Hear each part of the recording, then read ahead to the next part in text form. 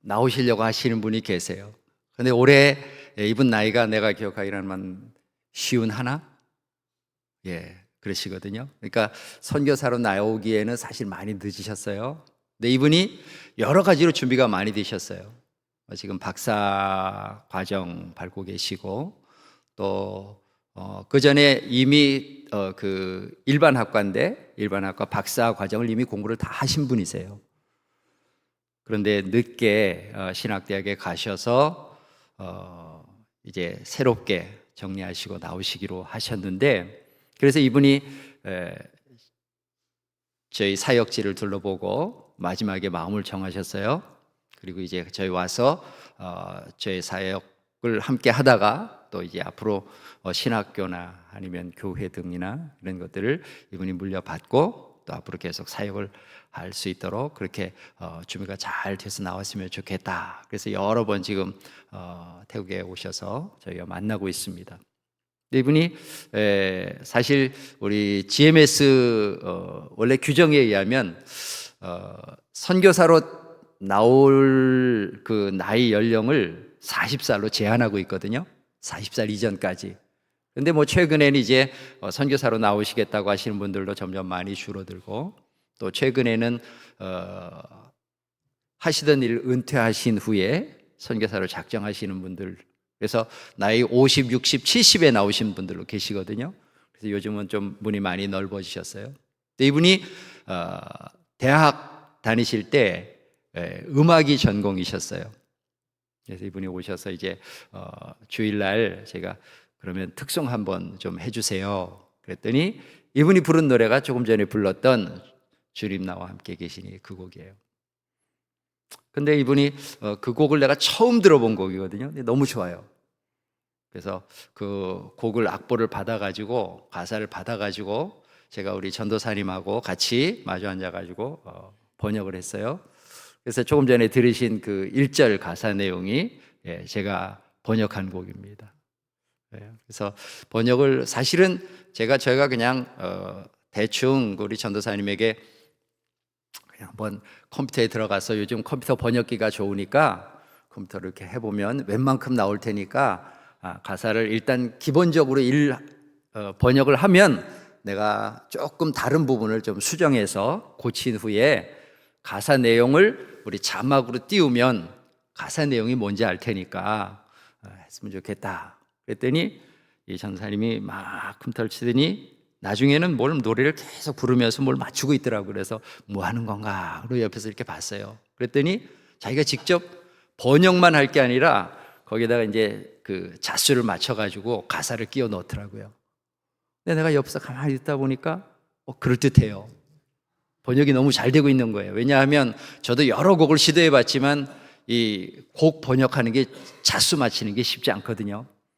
그런데 제가 보니까 거의 90% 이상 완벽하게 가는 것 같아요. 그래서 같이 마주 앉아가지고 조금 더 번역하고 의미를 조금 자수 안 맞는 것들은 살짝 의미를 좀 바꿔서 번역을 완성했는데 제가 보니까 너무 번역이 잘 된 거예요. 그래서 그 후에 이분이 태국 곡으로 번역한 곡으로는 이제 특성을 못했지만 그 이후에 우리 전사님이 이 곡을 가지고 저희 예배실에서 예배 때 몇 번 사용을 했었어요. 오늘 여기 와서 들으니까 너무 반갑고, 또 그 조금 전에 이게 앉아서 부르는 찬양을 보니까 제가 모르는 곡이 너무 많아요. 한동안 한국교회를 떠나 있었기 때문에 새로운 곡들이 너무 많이 나왔고, 그런데 맨 마지막 곡을 들으면서 제 마음이 많이 뜨거워졌어요. 이렇게 저도 어렸을 때 음악을 좀 했거든요. 한동안은 고등학교 졸업할 때는 가수가 꿈이었어요. 그래서 혼자서 기타도 배우고 혼자서 노래도 해보고 했는데, 이분들은 이제 이렇게 노래하는 걸 들으면서 완전 프로는 아니시지만, 근데 그 속에 이 노래에 뭐라 그럴까요? 진심, 마음이 담겨 있는 거예요. 하나님을 찬양하고 싶어하는 마음이 담겨 있어요. 그러니까 기교가 있는 노래가 아닌 마음이 있는 노래. 하나님 그걸 원하시겠죠? 그리고 제가 교회 처음 딱 들어와서 이제 차를 돌리고 서고 몇 분이 이 전원에서 앉아서 테이블에서 이야기를 하시다가 제가 차에 내리는 모습을 보고 불이 나게 달려오셔서 저를 환영해 주셨어요. 이런 분위기도 제가 한국 교회를 보면서 익숙치 않은 분위기예요. 와서 이렇게 들어보니까 장로님들이 너무 젊으세요. 제가 연세가 얼마가 되셨는지 나이가 얼마시냐고 물어보지는 않았지만 일단 첫 인상이 너무 좋아요. 교회 모습도 그렇고 또 식당이 이렇게 살짝 떨어져서 나와 있는 것도 그렇고 뭘 보면서 참 인상 깊다 하는 생각들을 많이 갖게 됐고요. 목사님 보시니까 이제 이렇게 주보를 받아서 목사님 사진에 찍힌 목사님도 보시니까 굉장히 스마트해 보이시고, 예. 하여간 분위기가 남다릅니다. 그래서 이번에 오시는 팀들이 조금 별다른 팀이 되겠다 하는 그런 생각을 갖고 있습니다. 제가 지금 이제 우리 청년부 헌신 예배잖아요. 제가 교회를 아주 어렸을 때 처음 다녔을 때는 유치원 가기 유치원 때죠. 그러니까 제가 60년생인데 저희가 제 인천에서 자랐거든요. 근데 맨 그 언덕 꼭대기에 교회가 하나가 있었어요. 그런데 그 교회에서 유치원을 했는데 유치원생을 모집했을 때 제 기억으로는 아마 한 10명 미만이었던 것 같거든요. 아주 어렸을 텐데 한 6, 7명 정도가 앉아있고 여자 선생님이 요 맨 앞자리에서, 그러니까 교실이 따로 있는 것도 아니었어요. 그냥 예배당이 유치원이고 유치원생들이 요 앞에 와서 이제 공부를 하고 있었던 거예요. 그렇게 제가 한 1년 정도를 다녔던 것 같아요. 그리고 이제 그 후에는 제가 물건을 너무 많이 유치원에 갔다가 맨날 놓고 오고 그래가지고 더 이상 못 다니겠다 그래가지고 1년만 다니고 유치원을 그만뒀습니다. 초등학교 5학년 때 하남으로 이사를 가게 됐는데 그 동네에 어떤 장로님 한 가정이 본인은 서울로 교회를 가시는데 아이들까지 매일 서울로 데리고 다니기 힘드시니까 자녀들은 그 옛날 신장이라고 하는 곳이 있어요. 신장. 요 고개 넘어가면 이제 곧 하남시니까 옛날 신장이라고 하는 곳에서 교회를 그쪽으로 보냈는데 그 아이들 따라서 제가 교회를 한 2년 정도 5학년 때 6학년 때 다니게 됐어요. 그 후에 또 학교가 옮겨지고 중학생이 되고 그러면서 한동안 교회를 안 다니다가 고등학교 1학년 때에 친구 하나를 만났는데 버스 안에서 같은 학교에서 같은 동네로 통학하는 친구를 만나게 된 거예요. 근데 이 친구가 그 교회에 다닌다고 저를 초청했어요. 이렇게 오래도록 같이 다니다 보니까 친해져서 그래서 어느 날 가보니까 제가 5학년 때 6학년 때 다녔던 그 교회였어요. 그리고 그때부터 지금까지 제가 예수님을 믿고 따르고 그 후에는 목사가 되고 선교사가 돼서 오늘날까지 왔습니다. 지금 제가 하는 교회에 시내 교회에 기숙사가 있어요. 청년들을 위한 청년 공동체 훈련을 위한 기숙사가 있는데 지금은 한 12명 정도가 있거든요. 선교사들까지 합해가지고. 그런데 그 기숙사에 제가 받아들이는 학생들이 연령대가 고등학교 1학년부터예요. 그 나이가 이제 제가 예수님을 처음 정말로 알게 되던 그런 때였어요. 5학년 때 6학년 때는 못 모르고 친구 따라서 갔던 거고 그 후에 고등학교 1학년 때부터 성경 말씀이 배워지는 공과 시간에 배우는 성경 말씀들이 머리에 들어오기 시작하고 그리고 조금씩 그 내용을 알게 되고 그렇게 하다가 고등학교를 졸업하자마자 저희 담임 선생님께서 저를 부르셨어요. 부르시더니 네가 앞으로 고등학교 성가대를 맡아줬으면 좋겠다. 저더러 지휘를 하라는 거예요. 근데 깜짝 놀랐어요. 뭐 고등학교 졸업하자마자 고등학교 지휘를 하라고 그러니까 노래는 조금 잘할 수 있었지만 지휘는 할 줄 몰랐거든요. 네, 하래요. 그래서 자신이 없는데요. 그랬더니 자신이 없으면 그럼 학교 들어와서 공부하면서 하래요. 그래서 목사님께 순종하면서 신학교 음악과를 들어가게 됐어요. 그래서 1년 동안 거기서 공부하다가 군대 가게 됐고, 그런데 군대 가기 바로 전해에, 그때가 80년도였는데 80년도 복음화 대성회가 여의도에서 열렸었거든요. 그런데 이제 신학교 채플 시간에 그 회장님이 나오셔서, 학생 회장님이 나오셔서 광고하는 거예요. 이렇게 그 당시에 유명한 그 부흥사가 미국에서 오셨는데 우리도 나가서 우리 신학생들이 다 가서 동참해서 기도회에 동참했으면 좋겠다. 그래서 어느 날 시간에 맞춰서 나갔는데 그때 저녁 때 비가 엄청 많이 내리고 있었어요. 근데 가보니까 그 여의도 그 넓은 광장에 꽉 찼어요. 무대가 설치되어 있고 비가 계속 내리고 있는데 그 여의도 광장 전체가 꽉 찼어요. 자리가 없어서 찾다가 저 맨 오른쪽 구석에 앞자리에 가서 앉게 됐는데 그때 설교 말씀이 들리기 시작했어요. 그러면서 그 설교를 방금 마신 그 목사님께서 앞으로 하나님께서 원하시면 어딘지 가서 순종하겠다 하는 사람들은 지금 오른손을 들고 기도하십시오. 근데 청년 때는 그 당시에는 그렇게 도전받으면 누구나 다 아마 기도했을 거예요. 그래서 그냥 목사님 설교에 따라서 무심코 기도했어요. 하나님께서 저를 택해서 보내시는 곳이 어디든지 하나님께서 원하시면 가겠습니다. 그랬는데 그게 올무가 돼서요. 군대 생활 3년 동안에 내내 그게 머릿속을 떠나지 않는 거예요. 제가 군대에 있을 때 유격대에서 근무했거든요. 유격대 조교였어요. 근데 유격대에 있어 보니까 앞으로 사회에 나가면은요, 뭐든지 다 잘할 수 있을 것 같아요. 그런데 목회자가 돼야 되나 하는 게 늘 마음 한구석에서 이게 짐처럼 계속 안 떠나는 거예요. 그래서 일단 제대를 한 후에 아르바이트를, 학교 들어가기, 대학 들어가기 전까지 아르바이트를 한 3개월을 하는 동안에 계속 기도를 하는데 나중에는 못 견디겠어요. 그래서 할 수 없이 하나님께 항복하고, 알겠습니다, 제가 신학교에 가겠습니다. 그렇게 해서 신학교를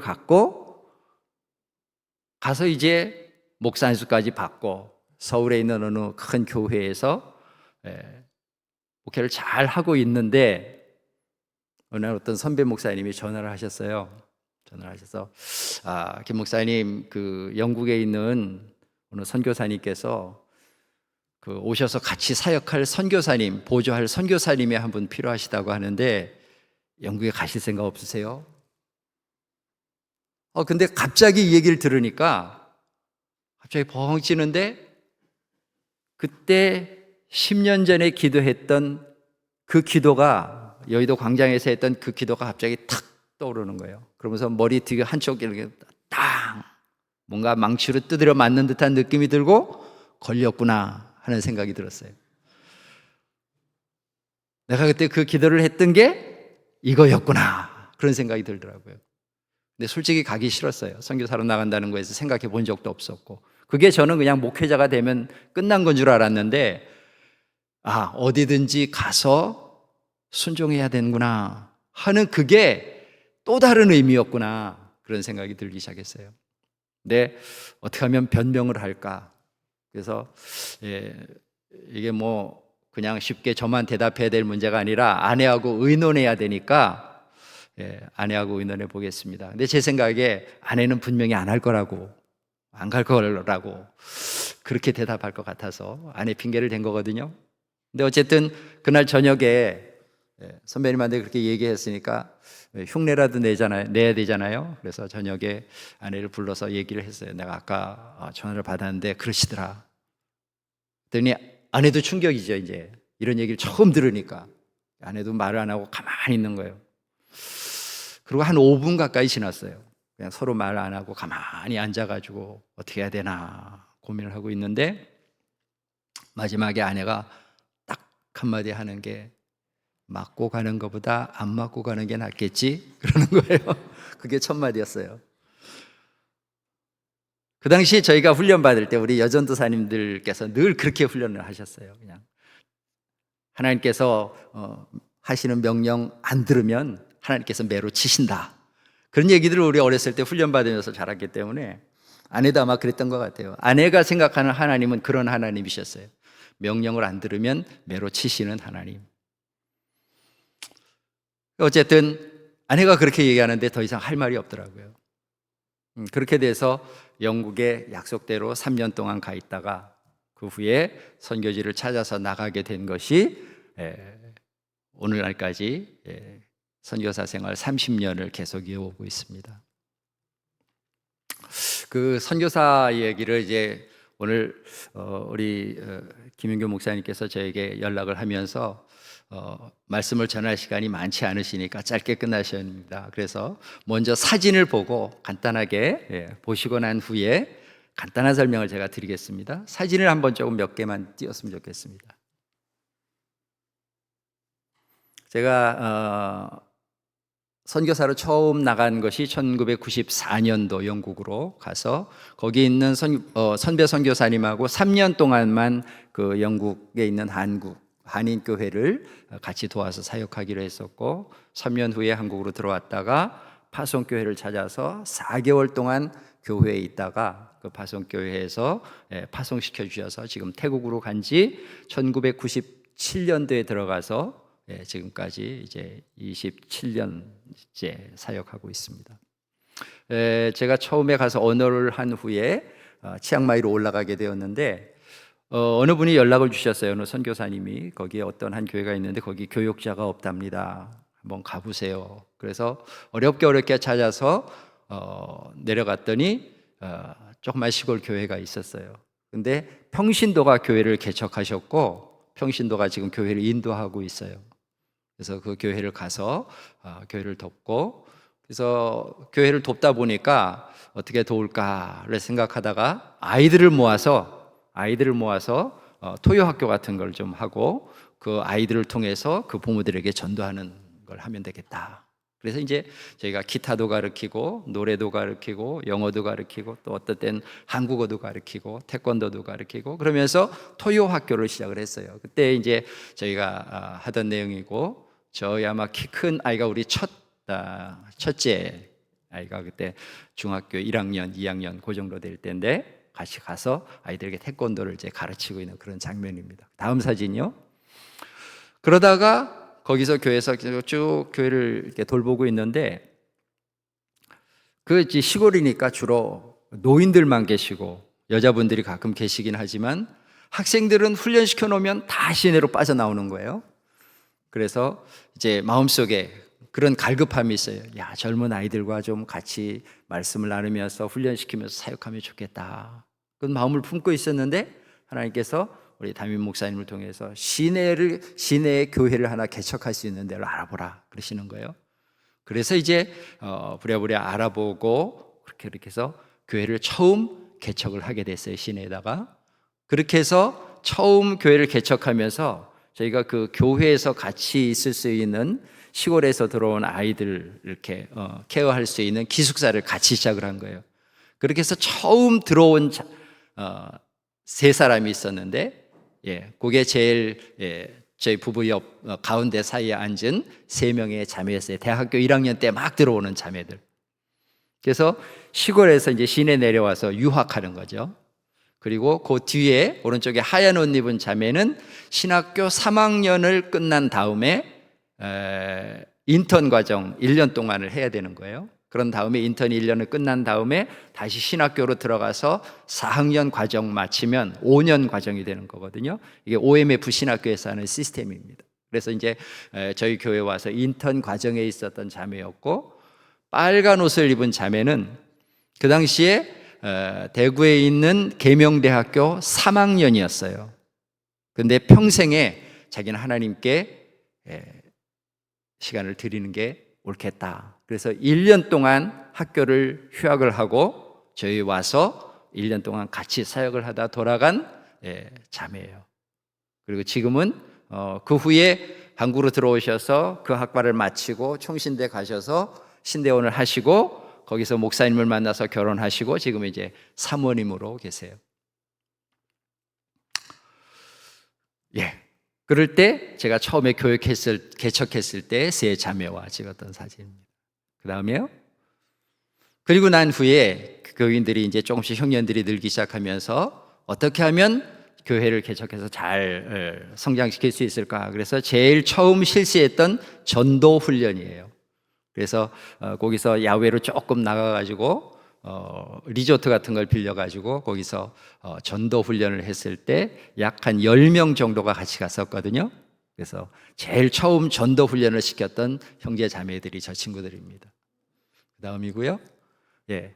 그리고 이제 교회에서 조금씩 자라면서 교회에서 마침 감사하게도 우리 교회에 노래를 잘하는 그 전도사 청년들이 굉장히 많았어요. 그래서 뭐 제가 돌보지 않았어도 청년들이 노래를 너무 잘했고 대회에 나가서 트로피를 받아온 사진이고요.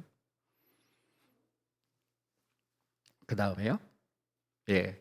그리고 이제 학생들이 청년 회원들이 주로 청년 회원들이죠. 다들 청년들이 그 전도 훈련을 받은 이후에 방학 때 시골에 가서 학교 아이들을 모아놓고 캠프를 하는 그런 내용입니다. 그 다음에요. 네, 그리고 이제 제가 신학교에서 강의하는 모습이고요. 네, 요거는 저희 신학교 제일 처음 시작할 때에 그 개원 예배 드릴 때의 사진입니다. 그 당시에 12명의 신학생이 처음 시작했었고요. 예.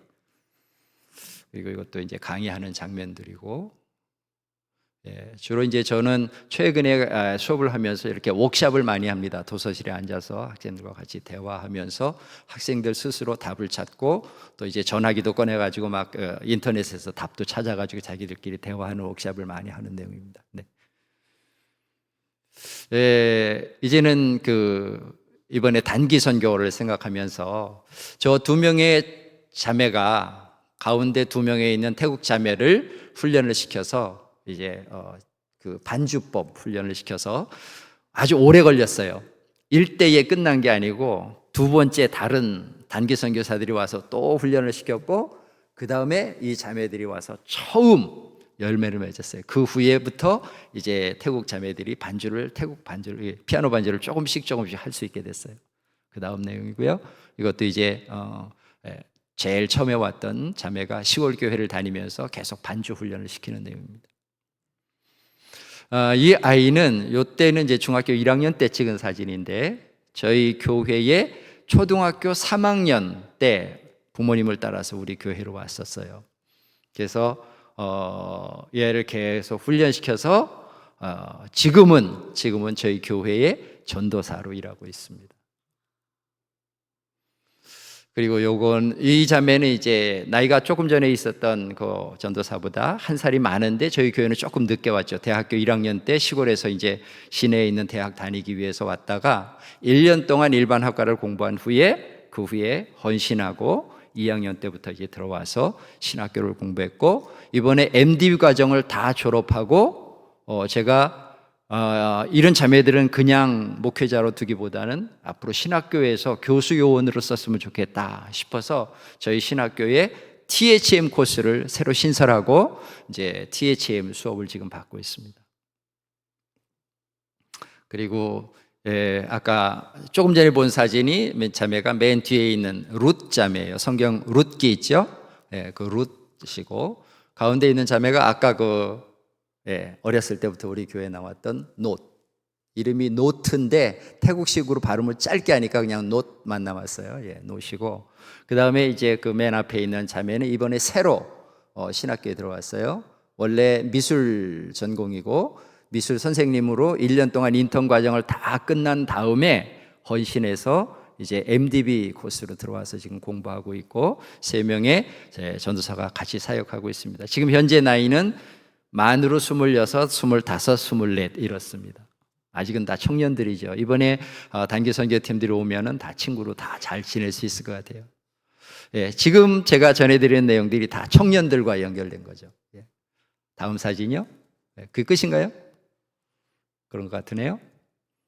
오늘 본문에 바울 사도가 말년에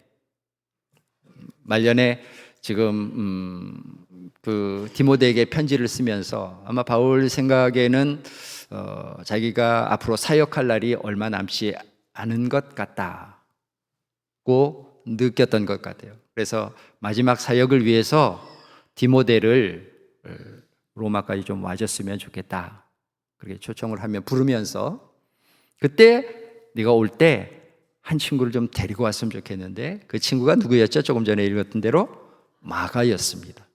마가에 대한 기록이 성경에 제일 처음 나오는 부분이 마가복음 14장이에요. 여러분 잠깐 볼까요? 마가복음 14장 51절, 52절,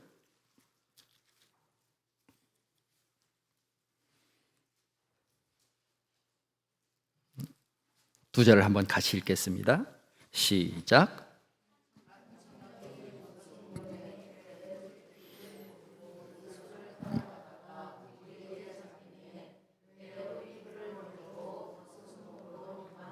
네, 한 청년이 벗은 몸에 배 혼니부를 두르고 예수를 따라가다가 무리에게 잡힘에 배 혼니부를 버리고 벗은 몸으로 도망하니라. 예, 벌거벗고 도망갔다. 근데 이 이야기는요, 마가복음 전체 줄거리에 지금 예수님께서 마지막에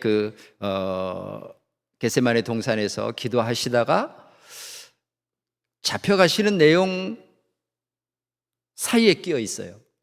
그 내용을 보면 이게 왜 들어가는 내용이지? 이해가 잘 안 갑니다. 줄거리에 맞지 않는 거예요. 쉽게 말하면 왜 이 내용이 이 사이에 꼈을까?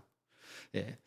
우리 기독교에서는 이제 이런 걸 이제 전승이라고 얘기를 합니다. 전승에 의하면 바로 이 청년이 마가였고, 마가가 자기의 이야기를, 그 마가복음을 쓰면서 자기의 이야기를 잠깐 여기에 삽입을 시켜 놓은 것 같아요.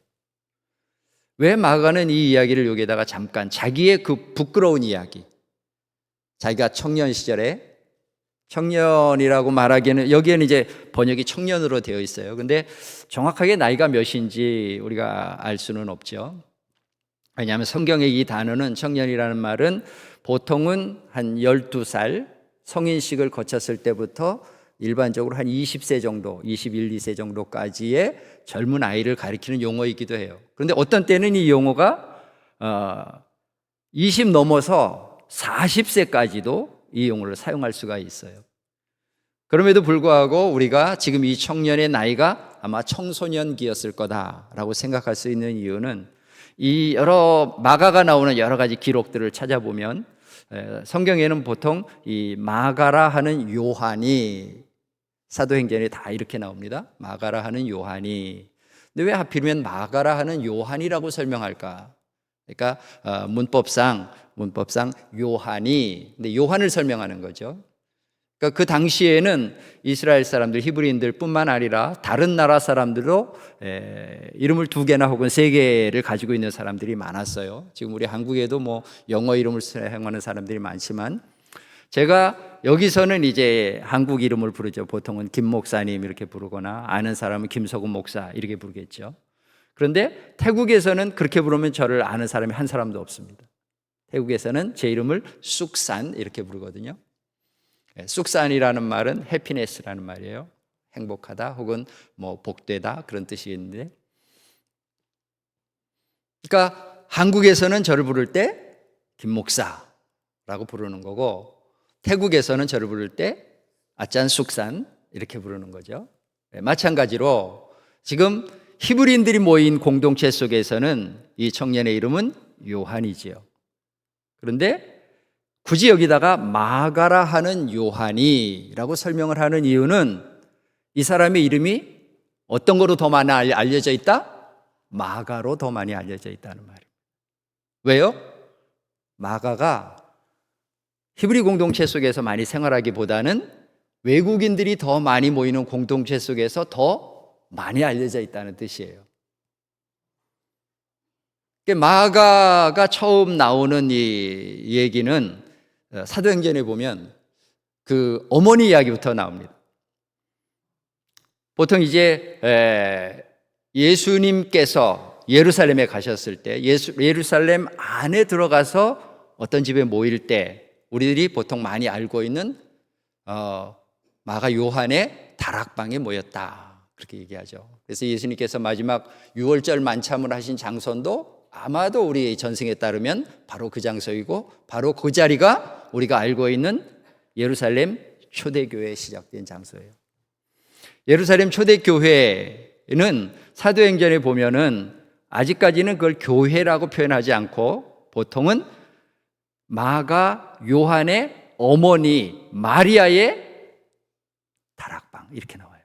그러니까 우리가 일반적으로는 요한의 마가의 다락방 이렇게 얘기를 하지만 정확하게 말하면 마가의 어머니의 다락방이에요. 왜 마가의 어머니의 다락방인가? 어머니의 다락방, 그러니까 우리가 몇 가지를 추정해 볼 수 있어요. 아마도 아버지가 안 계셨을 것 같다. 또 아버지가 만약에 일찍 돌아가셨는데, 아버지가 돌아가시면 보통 유산은 누구에게 가죠? 장자에게 가는 거죠.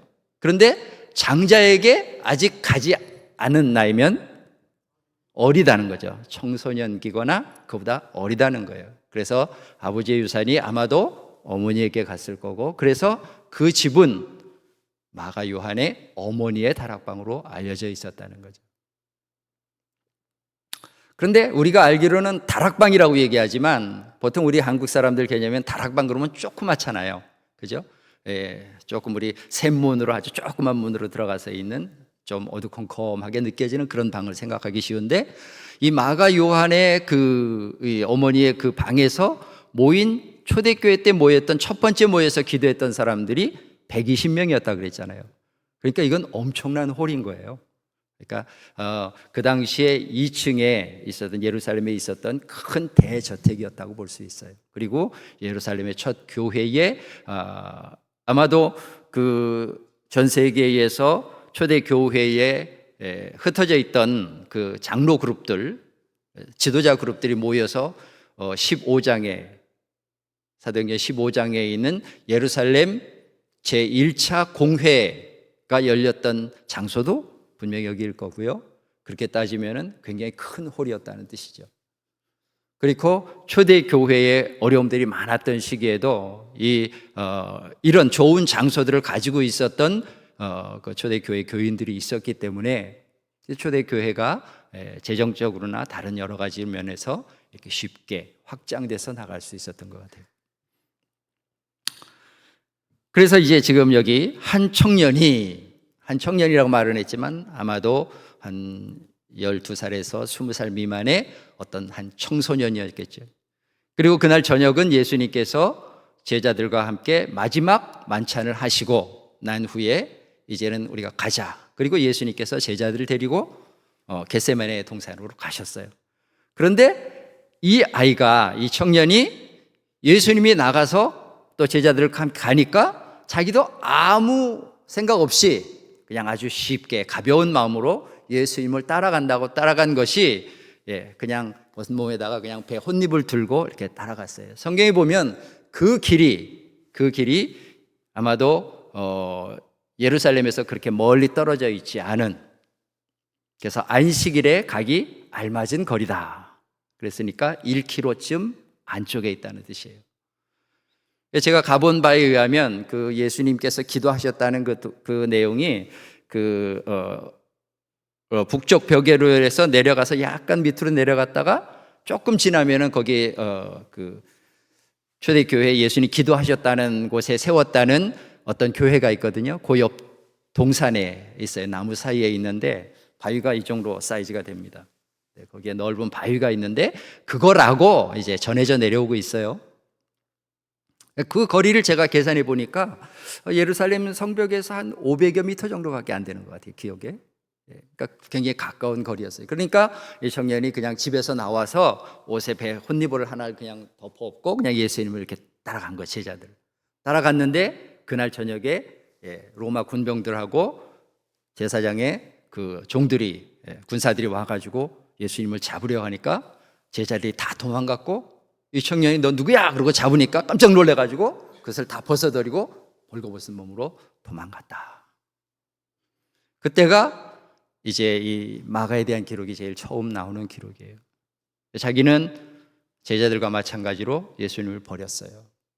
이것이 마가가 자기에게 지금 자기를 소개하는 첫 번째 장면인 겁니다. 우리가 세상을 살아오면서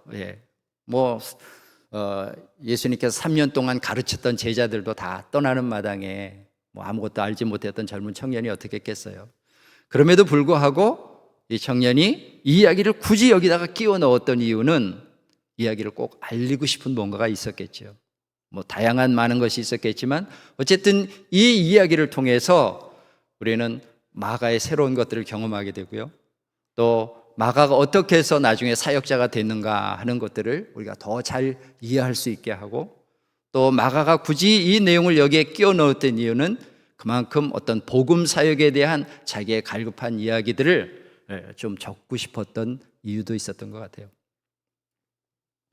어쨌든 마가는 그렇게 해서 예루살렘에 있었는데, 그 후에 안디옥 교회가 생기기 시작했고, 안디옥 교회에 처음 가서 안디옥 교회를 돌보던 바나바가 자기 혼자서 안디옥 교회를 다 돌보기가 힘든 상황이 되니까 다소에 있는 바울을 불러다가 같이 거기서 목회를 하면서, 또 안디옥 교회가 우리가 성경에 나와 있는 대로 그리스도인이라는 이름을 얻으면서 굉장히 크게 부흥을 했습니다. 그 후에 안디옥 교회에서 이제 헌금을 해서 예루살렘 교회를 돕기 위해서 헌금을 가지고 바나바와 바울이 방문을 했어요. 그 당시에 예루살렘 쪽에 기근이 심했어요. 그래서 바울이 항상 이방 교회를 다니면서도 그 이방 교회에서 헌금을 걷어서 모교회인 예루살렘 교회를 돕는 일에 굉장히 많이 힘을 썼습니다. 그래서 이제 그 부조한 거를 가지고 그 예루살렘께 갔다가 바나바가 여러분 잘 알기로, 여러분 아시기로 어머니의 형제, 그러니까 마가로 보면 아마 삼촌이거나 또 큰아버지거나 그랬을 거예요. 그래서 마가를 데리고 안디옥으로 데리고 갑니다. 마가가 따라간 것을 보면 마가가 이미 그 예수님을 믿고 있었고 알고 있었고, 또 삼촌을 따라가서 뭔가 같이 일하고 싶은 마음이 있었던 것 같아요. 청년기 시절에 이렇게 예수님을 알고, 그러니까 마가는 이미 예수님을 봤고요, 그리고 예수님의 제자들이, 사역자들이, 또 그 사도들이 예루살렘에 와서 모일 때 예수님에 대해서 하는 것들을 계속 듣고 보고 알고 있었어요. 그리고 거기에 특별히 베드로는 마가가 자기의 아들이다 그렇게 소개를 하거든요. 베드로서에 보면 그런 거 보면 아주 베드로와 또 다른 사도들과 굉장히 가까운 사이였어요. 그리고 예루살렘에 모일 때마다 마가는 아마 그 옆에서 다양한 많은 예수님에 대한 이야기들을 계속 들어왔을 거예요. 지금 여기에 계시는 청년 여러분들께서 아마 교회에서 그동안 제가 어렸을 때 예수님에 대해서 배우고 알았던 것, 제가 어렸을 때 5학년 때 6학년 때는 교회 갔었지만 잘 이해를 못했다 그랬잖아요. 무슨 말인지도 몰랐고. 그런데 고등학교 1학년 때부터 갔을 때는 제가 뭔가 배우고 알고 느끼는 것이 너무 재밌었어요. 예수님에 알아가는 것이 재밌었고, 제가 20살이 될 때 군대 가기 전에 교회가 건축을 하느라 예전에 있었던 건물을 다 헐고 안에 있었던 집기들을 다 한 곳에다 모아놨거든요. 텐트를 치고. 그래서 제가 군대 가기 전에 거의 2달 동안을 그 텐트 속에서 살면서 그 물건들을 지키는 집사 역할을 잠깐 동안 했어요. 월급 받은 것도 없고, 교회에서 저에게 놓은 거는 라면 박스 하나 갖다 준 거였어요. 그래서 아침, 점심, 저녁으로 라면 박스 먹어서 지내던 기억들이 나요. 그러나 그것들이 저를 세우고 제가 예수님에 대한 믿음과 또 충성심을 크는데 굉장히 좋은 훈련이 됐어요. 그 후에 우리 청년부에서 그러면 나도 마침 거기 있고 늘 거기 상주하고 있고 그러니까 우리 청년부원들이 거기서 모여서 기도회를 하고 성경 공부하는 모임을 갖자고 어느 한 형님이 제안을 하셨고, 그래서 저희가 처음으로 CCC 10단계 교재를 가지고 청년회 원들 10명 정도가 모여서 거기서 성경 공부했던 기억이 나요. 그렇게 어렸을 때 잘 훈련받아 놓으니까 지금 예수님에 대한 생각만 해도 아까 청년들이 부를 때 가슴이 뜨거워지고 예수님이 또 하나님이 살아계시는 그런 것들이 점점 더 느껴지고 그것들이 이렇게 다시 한번 그거 한번 이렇게 마음에 탁 터치될 때 그 마음이 정말 너무 좋아요. 그렇게 해서 이제 마가가 거기서 있다가 그 후에 바나바와 바울이 첫 번 선교 여행을 떠날 때 그때 그 당시만 해도 지금처럼 차를 타고 다니는 게 아니니까 짐을 가지고 다니려면 젊은 사람이 필요했어요. 그래서 바나바가 제안을 합니다. 너 나랑 같이 선교 여행 가자. 그랬을 때 마가가 따라갑니다. 그래서 아마 제일 처음 그 바나바의 그 고향이었던 구브로, 지금으로 말하면 사이프러스요. 사이프러스 섬으로 가서 거기서 전도 활동을 하고 그 이후에 이제 저 북쪽으로 올라가서 갈릴리 그 갈라디아 지방으로 갔거든요. 갈라디아 지방으로 갔는데 무슨 안 좋은 일이 있었는지 마가가 거기서 마음을 돌려서 돌아가 버렸어요. 돌아가는데 성경에 보면 예루살렘으로 돌아갔더라. 어디서 출발했어요? 안디옥에서 출발했으니까 안디옥으로 간 게 아니라 예루살렘으로 갔다. 그 말은 다 포기하고 엄마 한 대 갔다 그 말이죠.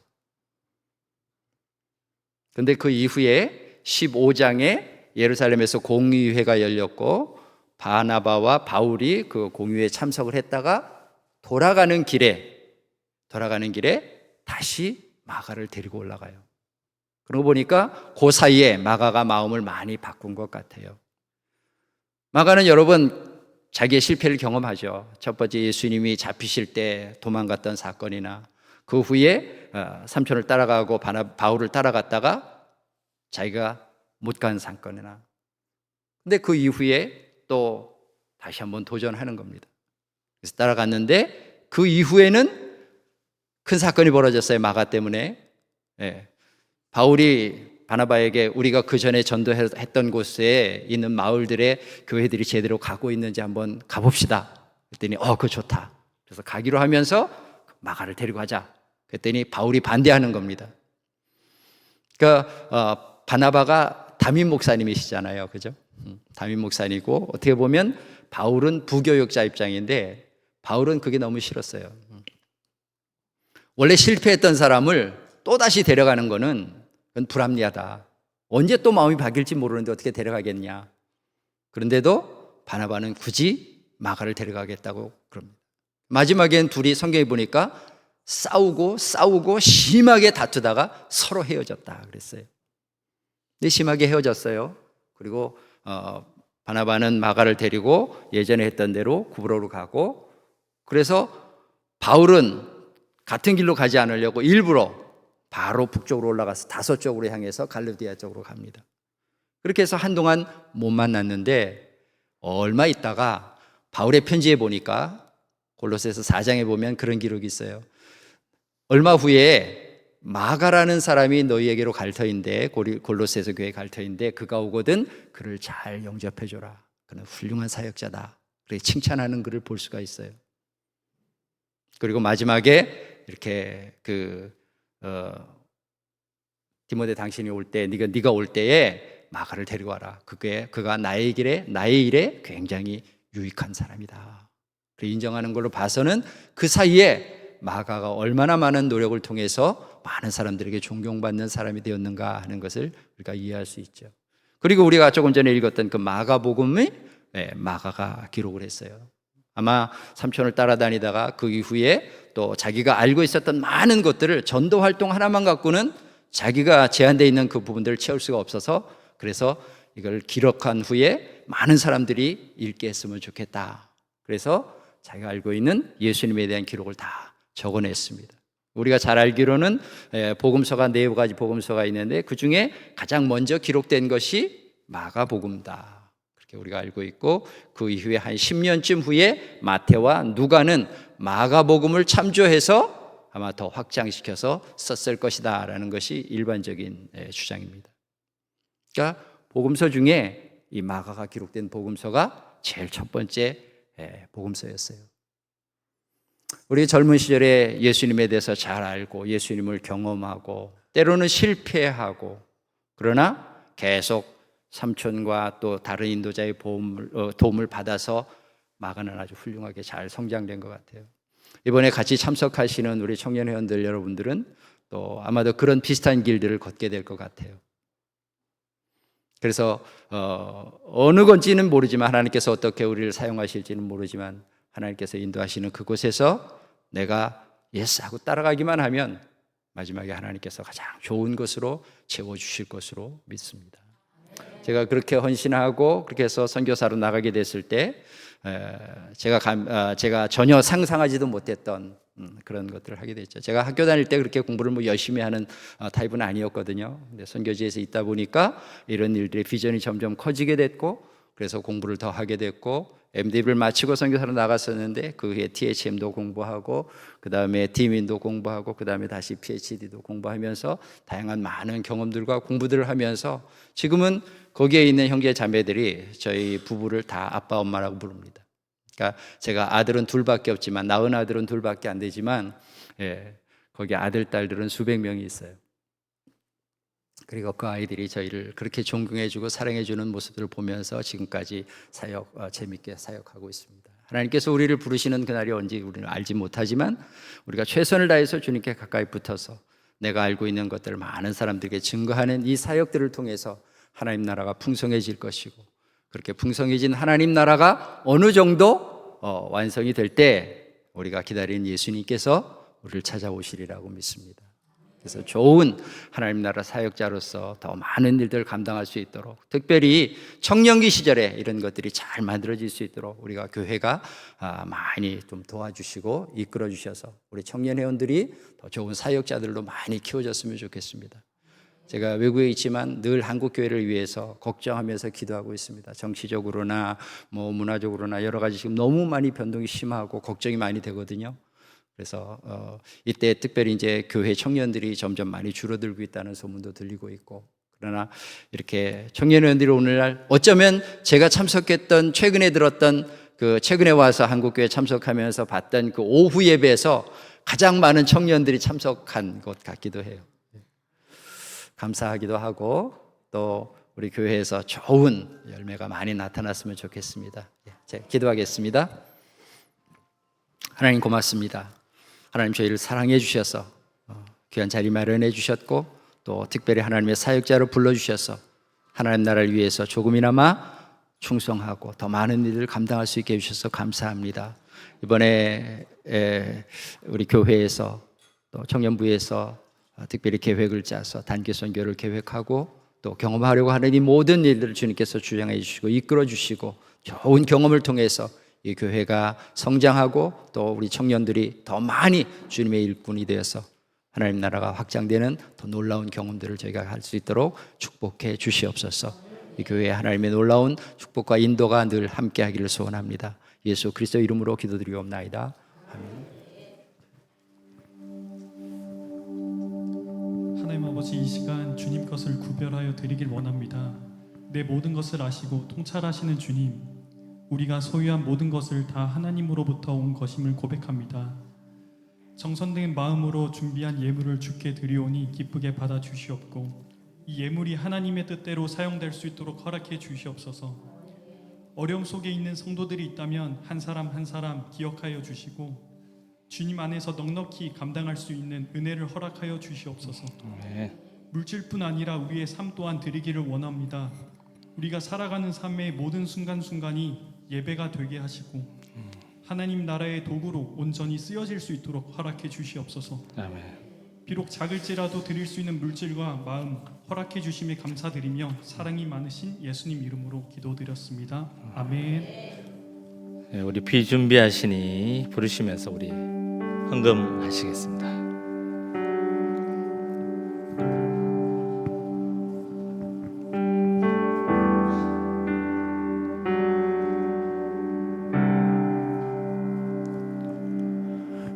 우리 주는 위대하며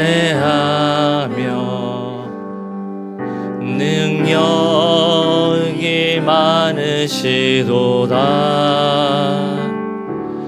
그의 지혜에 무궁하며